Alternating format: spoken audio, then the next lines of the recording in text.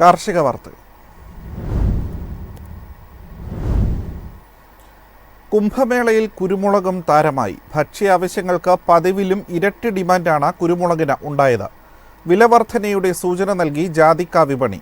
അന്താരാഷ്ട്ര വിപണിയിലേക്കുള്ള palm oil ലഭ്യത ചുരുങ്ങും. കുംഭമേളയിൽ കുരുമുളകും താരമായി. കുംഭമേള ആഘോഷത്തിൽ ഭക്ഷ്യാവശ്യങ്ങൾക്ക് പതിവിലും ഇരട്ടി ഡിമാൻഡാണ് കുരുമുളകിന് അനുഭവപ്പെട്ടത്. വടക്കേ ഇന്ത്യൻ സംസ്ഥാനങ്ങളിലെ സുഗന്ധവ്യഞ്ജന വ്യാപാരികളുടെയും സ്റ്റോക്കിസ്റ്റുകളുടെയും കരുതൽ ശേഖരത്തിൽ വലിയ പങ്ക് മുളകും ഉത്സവദിനങ്ങളിൽ വിറ്റുപോയി. കുംഭമേള സമാപിച്ചെങ്കിലും രാജ്യത്തെ വൻകിട സ്റ്റോക്കിസ്റ്റുകൾ മുന്നിലുള്ള മാസങ്ങളിലെ ആവശ്യങ്ങൾക്കായി വീണ്ടും ചരക്ക് സംഭരണത്തിന് നീക്കം തുടങ്ങും.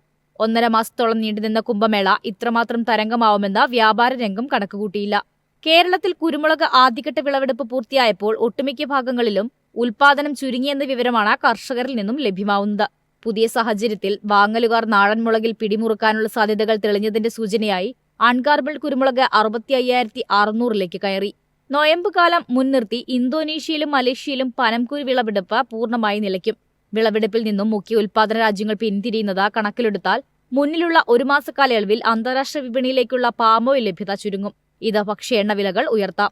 മലേഷ്യയിൽ പാമോയിൽ ടണ്ണിന് $1000 നീങ്ങുന്നത്. അനുകൂല സാധ്യതകൾ നാളികേര ഉൽപ്പന്നങ്ങൾക്ക് താങ്ങുപകരാം. വെളിച്ചെണ്ണ വില ഉയർത്തിയെടുക്കാൻ പുതിയ സാഹചര്യത്തിൽ വൻകിട മില്ലുകാർ നീക്കം നടത്തിയാൽ അത് കൊപ്രയ്ക്കും നേട്ടമാകും. കറിമസാല വ്യവസായികളും ഔഷധ നിർമ്മാതാക്കളും പതിവിലും കൂടുതൽ ഓർഡറുകളുമായി ജാതിക്ക വിപണിയിൽ ഇറങ്ങിയേക്കും. ഇത് നിരക്ക് ഉയർത്തിയേക്കുമെന്നാണ് പ്രതീക്ഷ. ജാതിപത്രി വിലകളിൽ ഏതാനും ആഴ്ചകളായി സ്റ്റഡി നിലവാരത്തിലാണ് നീങ്ങുന്നത്.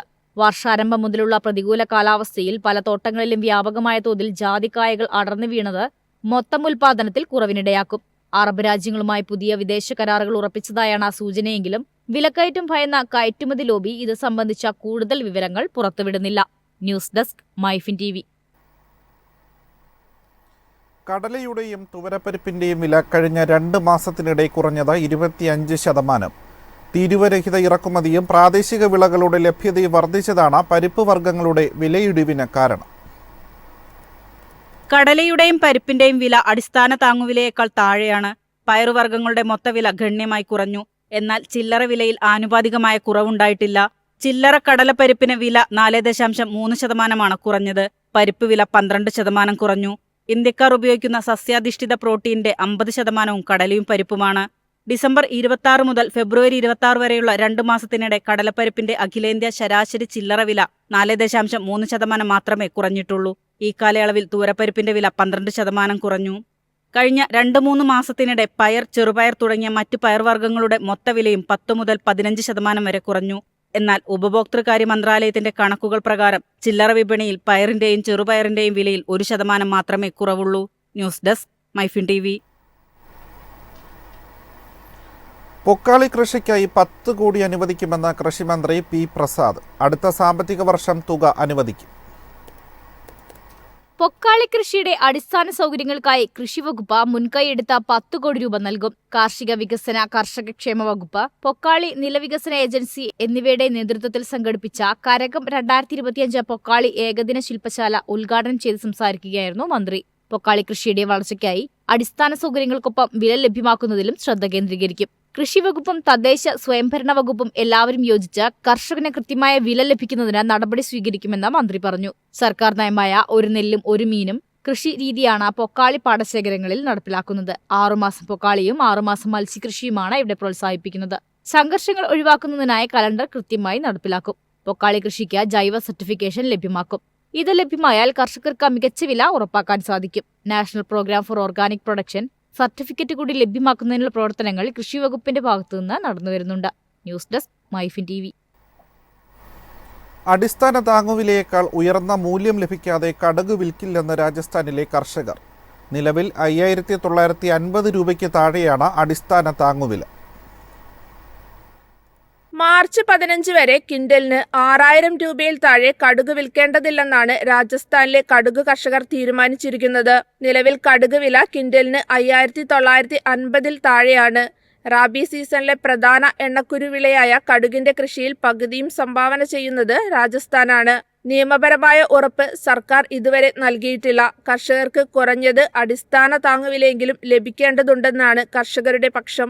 സംസ്ഥാന സർക്കാർ നിലവിൽ 55.57 ലക്ഷം ടൺ കടുക് ഉൽപാദനമാണ് ഈ വിളവ് സീസണിൽ കണക്കാക്കുന്നത്. എന്നാൽ കേന്ദ്രം ഇതുവരെ എസ്റ്റിമേറ്റ് പുറത്തുവിട്ടിട്ടില്ല. ഫെബ്രുവരി പകുതിയോടെ കടുക് എത്തിത്തുടങ്ങുമെങ്കിലും സംഭരണം ഏപ്രിൽ മുതൽ മാത്രമേ ആരംഭിക്കൂ. ഒക്ടോബർ അവസാനം വരെ ഉണ്ടായ തുടർച്ചയായ മഴ ഈ നടപ്പ് സാമ്പത്തിക വർഷത്തിൽ കടുക് ഉൽപാദനത്തിൽ ഇടിവുണ്ടാക്കിയിട്ടുണ്ട്. News desk MyFin TV.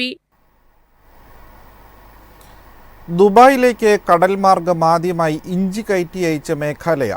Lulu ഗ്രൂപ്പിന് വേണ്ടി 15 ടൺ ഇഞ്ചിയാണ് കയറ്റുമതി ചെയ്തത്. മേഘാലയ സർക്കാരിന്റെ കൃഷി വകുപ്പും agricultural and processed food products export development അതോറിറ്റിയുമായി സഹകരിച്ചാണ് കയറ്റുമതി. ദുബായിലെ ലുലു ഗ്രൂപ്പിലേക്കാണ് 15 ടൺ മേഘാലയ ഇഞ്ചി ആദ്യമായി കടൽ വഴി കയറ്റി അയച്ചത്. ചെലവ് ചുരുക്കാൻ കടൽ വഴിയിലെ ചരക്ക് നീക്കം ഫലപ്രദമാണ്. UAE വിപണിയിൽ മേഘാലയ ഇഞ്ചിക്ക് മികച്ച സ്വീകാര്യത ലഭിക്കുമെന്നാണ് പ്രതീക്ഷിക്കുന്നത്. Eastern Ribhoi organic farmer producer കമ്പനിയാണ് ഈ നീക്കത്തിന് സൗകര്യമൊരുക്കിയത്. 2017 വടക്കുകിഴക്കൻ മേഘാലയയ്ക്കായുള്ള മിഷൻ ഓർഗാനിക് വാല്യൂ ചെയിൻ ഡെവലപ്മെന്റിന് കീഴിലാണ് eastern Ribhoi organic farmer producer company സ്ഥാപിതമായത്. ആധുനിക രീതിയിൽ കഴുകൽ, മുറിക്കൽ, ഉണക്കൽ, പാക്കേജിംഗ് സൗകര്യങ്ങൾ ഉപയോഗിച്ചാണ് ഇഞ്ചി സംസ്കരിക്കുന്നത്. News desk MyFin TV. കാപ്പി ഉൽപാദനത്തിലെ ഇടിവിൽ ആശങ്ക. വില വർധനയുടെ നേട്ടം കർഷകർക്കില്ല. കാലാവസ്ഥാ വ്യതിയാനം മൂലം കാപ്പിയുടെ ഉൽപാദനക്ഷമത കുറയുന്നതിലും വില വർദ്ധിക്കുന്നതിലും united planters association of southern India ആശങ്ക പ്രകടിപ്പിച്ചു. സമീപകാല വില വർധനവിന്റെ ഫലം ഇല്ലാതാക്കുകയും കർഷകരെ പ്രതിസന്ധിയിലേക്ക് തള്ളിവിടുകയും ചെയ്തതായി അസോസിയേഷൻ വ്യക്തമാക്കി. ഇന്ത്യയുടെ ശരാശരി കാപ്പി ഉൽപാദനക്ഷമത 2000 ഹെക്ടറിന് 947 കിലോഗ്രാമായിരുന്നത് 2023 814 കിലോഗ്രാമായി കുറഞ്ഞു. അറബിക്ക ഹെക്ടറിന് 815 കിലോഗ്രാമായിരുന്നത് 464 കിലോഗ്രാമായും കുറഞ്ഞു. താരതമ്യേന ബ്രസീലും വിയറ്റ്നാമും യഥാക്രമം ഹെക്ടറിന് 1694 കിലോഗ്രാം, ഹെക്ടറിന് 2979 കിലോഗ്രാം എന്നിങ്ങനെയാണ് വിളവ്. ആഗോള ഉൽപാദനത്തിന്റെ 3.6%, ആഗോള കാപ്പി കയറ്റുമതിയുടെ 4.8%, ഇന്ത്യയുടെ പങ്ക്. മേഖലയിലെ ഉയർന്ന വേതനം, കുറഞ്ഞ ഭൂമി ലഭ്യത, തൊഴിൽ ഉൽപാദനക്ഷമത, വിദഗ്ധ തൊഴിലാളികളുടെ കുറവ്, വളം, മറ്റ് ചെലവുകൾ എന്നിവയുടെ അടിസ്ഥാനത്തിൽ കാപ്പി മേഖലയുടെ ദീർഘകാല സുസ്ഥിരതയ്ക്ക് ഇന്ത്യൻ സാഹചര്യത്തിൽ വിലവർധനവ് നിർണായകമാണെന്നാണ് വിലയിരുത്തൽ. News desk MyFin TV. കമ്പോള നിലവാരം.